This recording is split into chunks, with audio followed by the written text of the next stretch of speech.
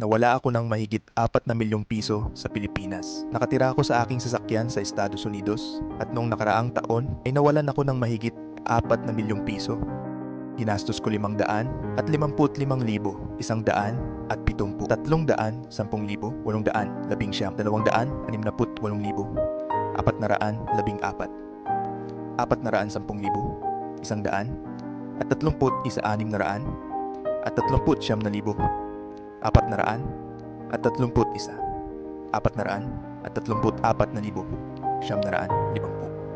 Sa mga negosyong nabigo, isang internet cafe slash computer shop, isang karinderya, isang piggery, isang sidecar, food cart, ibabahagi ko kung ano ang gumana at ang mga pagkakamaling nagawa ko at kung ano ang babaguhin ko para talagang maging matagumpay ang mga negosyong ito ngayon. Kung gusto mong maiwasan ang parehong mga bitag na nahulog ako, sundan mo ako para makita kung ano talaga ang gumagana.